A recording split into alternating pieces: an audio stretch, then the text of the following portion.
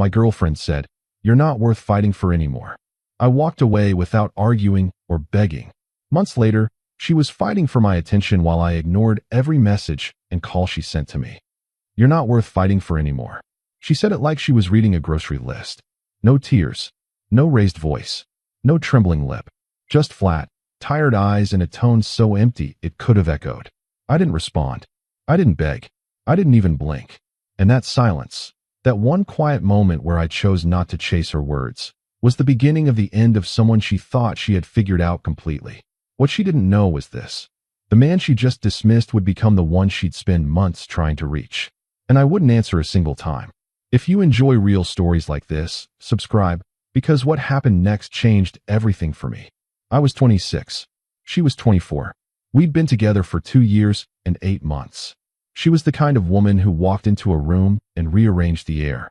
Confident, sharp, quick with a joke and quicker with a correction. Her name was Celeste, and for almost 3 years, I would have done anything she asked without her even having to ask twice. That's important. Hold on to that. The first time I noticed something shift, we were sitting in my apartment on a Thursday night. She was on the couch, scrolling through her phone, and I'd made dinner. Pasta. Nothing fancy, but I'd remembered she mentioned wanting it earlier in the week. I set her plate in front of her. She didn't look up. "Thanks," she said. One syllable. Back to scrolling. I sat across from her and ate alone while she watched a video on her phone without earphones, the sound bleeding into the room like a third person at the table we hadn't invited. I told myself she was tired. She'd had a long week at work. Everyone has those stretches. But I noticed it. Filed it away somewhere behind my ribs where I stored the things I didn't want to name yet. 3 weeks later, her friend Petra's birthday dinner. I showed up with a card, a bottle of wine, and a decent jacket. Celeste introduced me to a group of her friends I'd never met. People from her newer social circle, mostly connected through her coworker, a guy named Victor. Victor was fine. Funny enough. Talked loud. Took up space the way some people do when they've decided a room is theirs. What I noticed wasn't Victor. It was Celeste. When she laughed at his stories, she turned her whole body toward him. Not a glance. A pivot. The kind of attention you give someone when they've got all of you. She used to turn like that when she looked at me. I didn't say anything that night. I helped her into her coat when we left. I held the cab door open. I was perfectly present and completely invisible at the same time. She kissed me on the cheek before she went inside. A cheek kiss. After 2 years and 8 months. The arguments started quietly, the way most of them do. A comment here. A silence there. A sighing exhale when I said something she disagreed with, like my opinion was a mild inconvenience she'd learned to manage. One night, I asked her directly, "Are we okay?" She looked at me with those flat eyes and said, "Why do you always have to make things heavy?" I almost laughed, because I'd been carrying the weight of this relationship for 6 months at that point, and she was calling me heavy. But I didn't laugh. I just nodded, filed it away, added it to the collection of things I kept behind my ribs. The collection was getting heavy by then. Here's something I didn't tell many people until much later. About 4 months before that dinner, before Petra's birthday, before Victor, Celeste had gone through something rough at work. A project she'd led for almost a year got killed by management 2 weeks before launch. She was devastated, genuinely crushed in a way I hadn't seen her before. I took 3 days off work without telling her why. I cleaned her apartment while she slept, stocked her fridge, sat with her when she wanted to talk, and disappeared into the next room when she needed quiet. I didn't try to fix it. I just stayed. Every day. For 3 days. She cried on my shoulder the last night and said, "I don't know what I'd do without you." I remembered that line a lot in the months that followed. I wondered when exactly she'd forgotten it. 6 weeks after Petra's birthday, we had the worst fight we'd ever had. It started over something so small I almost can't bring myself to repeat it. I'd made plans with my friend Owen on a Saturday without checking if she had something in mind. She didn't. She hadn't mentioned anything. But the fact that I'd made a plan without consulting her first became the spark. And then it became a fire. "You never consider me," she said. "I always consider you," I said. "I think about you before almost every decision I make." That's not the same as actually thinking about me. I stared at her. What does that mean? She turned away and said something I was supposed to hear. "I just don't think we want the same things anymore." That sentence sat in the middle of the room like a piece of furniture neither of us had agreed to bring home. I asked her to explain. She said she was tired and we'd talk about it later. We didn't talk about it later. Later came 3 weeks after that. I'd had a long day. Work had been difficult. A project I'd been managing for 5 months hit a wall, and I'd stayed 2 hours past everyone else trying to stabilize it. I came home, sat on my couch, and texted Celeste asking if she wanted to come over or if I should come to her. She replied 40 minutes later. I don't think I'm up for it tonight. I said okay. She didn't follow up. No, how was your day? No, you okay? Nothing. I sat in my apartment, ate leftovers standing over the kitchen counter, and for the first time in almost 3 years, felt completely alone in a relationship. Not lonely. Alone. There's a difference. Lonely is a feeling. Alone is a fact. I didn't realize it then, not fully, but something in me was already letting go. Quietly. Without ceremony. The way a hand releases a rope not out of drama, but out of pure physical exhaustion. The next time I saw her, she was different in a way I couldn't immediately name. She came over. We ordered food. She was on her phone more than usual. She laughed at something and tilted the screen away before I could see it. I didn't ask, but I felt it. That low-frequency hum of something being hidden. Not necessarily something catastrophic. Just something. Later, she got a call and stepped out onto my balcony to take it. 12 minutes. I watched the clock without meaning to. When she came back inside, she said it was her mom. Her mom lived 3 time zones away and called maybe twice a month. I nodded. Said nothing. Filed it away.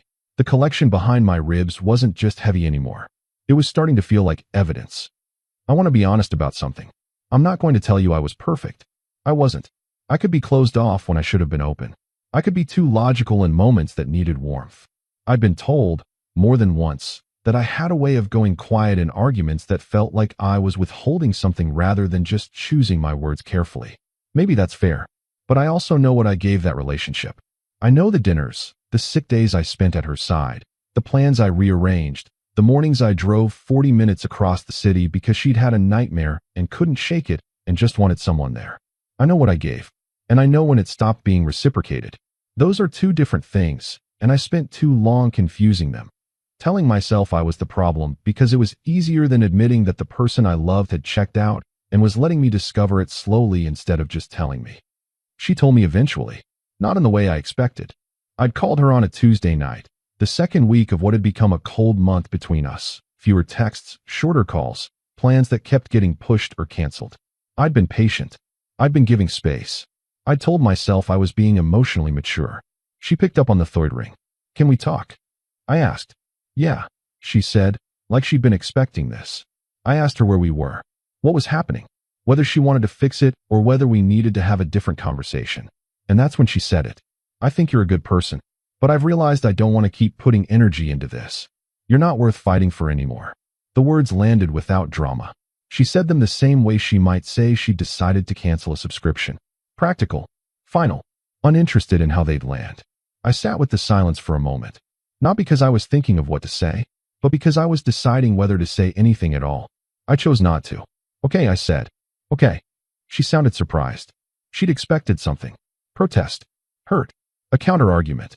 Yeah, I said. Okay. She paused. That's it. That's it. I heard her exhale.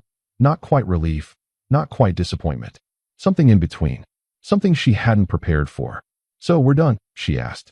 You said what you said, I told her. I'm not going to argue my worth to you. If that's how you feel, then yeah, we're done. She was quiet for a beat. Then, I didn't expect you to just accept that. I know, I said, and I hung up. I want to be clear about what happened next, because people always assume this part involves some kind of breakdown. It didn't.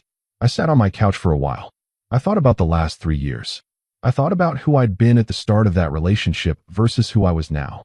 I thought about all the weight I'd been carrying for months. All those filed away moments stacking up behind my ribs, and I realized it had been so heavy for so long that putting it down actually felt like breathing.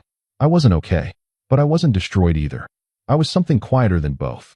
Something that felt surprisingly like clarity. The first week was the strangest, not because it was painful, but because of how much mental space opened up once I stopped trying to read her silences, decode her distance, interpret the 12-minute balcony calls and the tilted phone screens. All of that had been taking up space I didn't know I'd been renting to her. I started running again. I hadn't run consistently in almost a year. She wasn't a fan of it, and our schedules had shifted to accommodate hers. I ran 5 days that first week and finished each one feeling slightly more like myself than when I'd started. I texted Owen. We made plans that didn't require consulting anyone. I made them without thinking twice. I ate what I wanted, when I wanted, standing over my kitchen counter or sitting at my table with a book. I worked late when I needed to and left early when I felt like it. Slowly, a version of myself I'd been quietly setting aside for 2.5 years started to return. Not louder, not angrier, just cleaner, like a counter you've cleared of everything that shouldn't have been sitting on it. I didn't block her. I want to be clear about that. It wasn't strategy, it wasn't punishment. I just didn't feel the need. Blocking someone requires a kind of active anger that I didn't have. I was done. And done isn't angry. Done is just done. 3 weeks after our call, she texted, "Hey, I've been thinking about some things. Can we talk?" I read it, set my phone down, made coffee. Then I thought about it honestly. Not about what she wanted, about what I wanted, whether hearing her out would serve me or just reopen something I'd finally gotten clean. I decided I wasn't ready to know what she wanted to say. Maybe she wanted to apologize. Maybe she wanted to revisit things. Maybe she was having a hard moment and reaching backward out of habit. It didn't matter. I wasn't ready. I didn't reply. She tried again 4 days later. A longer message this time. I read the first 2 lines, enough to understand the general direction, then put my phone away and went back to whatever I'd been doing. I wasn't performing indifference. I genuinely wasn't in a place where I had space for whatever conversation she was trying to start. There's a thing people do when a relationship ends. They assign meaning to timing. If someone reaches out quickly, it means they panicked. If they wait, it means they missed you. People read the gaps and the silences like they're clues. I wasn't interested in being a clue. I was interested in the book I was reading, the run I had planned, the project at work that was finally back on track, the dinner Owen and I had on Thursday, the Saturday morning when I walked to a coffee shop I hadn't been to in over a year because I'd stopped going to that neighborhood for reasons I hadn't even consciously registered. All of that mattered more than figuring out what Celeste's timing meant. Here's where it gets interesting. Around the 2-month mark, mutual friends started noticing. Our social circles overlapped in a few places, Petra's group, mostly, and a few people we'd both known from before we were together. I showed up to things. I was present and fine and not performing either of those qualities. I just was. My friend AITA, who knew us both, told me later that Celeste had been asking questions. Casually at first, "How's he doing? Has he said anything about me?" And then less casually, "Does he seem okay? Like actually okay?" AITA told her I seemed great. Because I was. I found out later that wasn't the answer Celeste had been expecting. The call started about 2.5 months in. Not every day, but consistently. One every week or so, occasionally twice. I didn't answer. Not out of spite. Not to make a point. I just had genuinely moved past the point where I wanted to have that conversation. Whatever she wanted to say, apology, explanation, attempt to restart, I didn't need it. I had decided something in those months without ever formally deciding it. I was not going to let a person who called me unworthy of fighting for become someone I fought to get back. That's not stubbornness. That's self-respect. And self-respect, once you actually find it, is shockingly hard to trade away for someone else's regret. She tried the mutual friend route. Petra reached out to me, sweetly, not pushy, and said Celeste had mentioned she felt bad about how things ended, that she'd said something she regretted, that she'd been hoping to talk to me. I told Petra I appreciated her saying so. I didn't ask her to pass anything back. Petra texted me a few days later to say, "She keeps asking if you said anything." I laughed at that, not cruelly, just because there was something almost perfect about it. The woman who told me I wasn't worth fighting for was now, apparently, fighting for my attention from several steps removed. I didn't find satisfaction in that the way I might have expected. It was more like quiet recognition, the kind you feel when something you suspected gets confirmed. 3 months and 2 weeks after she'd told me I wasn't worth fighting for, she left a voicemail. I know because AITA told me. She'd been venting to AITA about not getting through to me. I listened to the voicemail the next morning. She sounded different. Not the flat, tired voice of the woman who'd ended things. This was something softer and smaller. She said she'd been doing a lot of thinking. That she'd made a mistake. That what she said had been cruel, and she knew it. That she didn't expect anything, but she just needed me to know she was sorry. She paused near the end and said, "I think I took you for granted. I think I was so used to you being there that I forgot what it actually meant that you were there." She waited a moment, like she was hoping I'd pick up. I didn't. "Okay," she said finally. "I just wanted you to know." The message ended. I sat with it for a while. Not with cruelty, not with triumph. Just with the quiet understanding that sometimes people figure out what they had the moment it's completely, irrevocably gone. I'm not sure what I was supposed to do with that. Forgive her? Sure, in the private, interior sense. Not carrying bitterness costs nothing. Return? No. Not because I was punishing her, but because I'd rebuilt something in those months, something steady in mind, and I wasn't going to dismantle it for someone whose certainty about me had always had conditions. I set my phone face down on the table, finished my coffee, went for my run. I'm not going to tell you the story ends with me meeting someone incredible who made me forget all of it. That's not the point, and it's not what happened. Or at least, it's not the part of the story that matters. What matters is this. I had been someone who carried weight quietly and considered it strength. I filed things away instead of naming them. I stayed present in a relationship long after the other person had begun their exit, and I called that loyalty. What I learned in those months alone, actually alone, not the loneliness I'd felt while still in the relationship, was that there's a version of loyalty that has no respect in it at all, not even for yourself. What I also learned is that the moment someone tells you who you are to them, really tells you, in plain language, without equivocation, you should believe them. You're not worth fighting for anymore.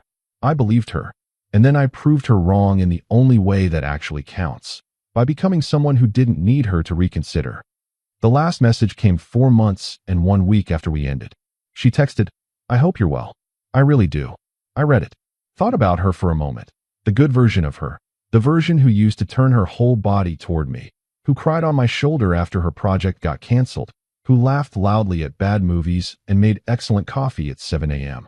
I thought about her kindly, and then I put my phone away and didn't reply.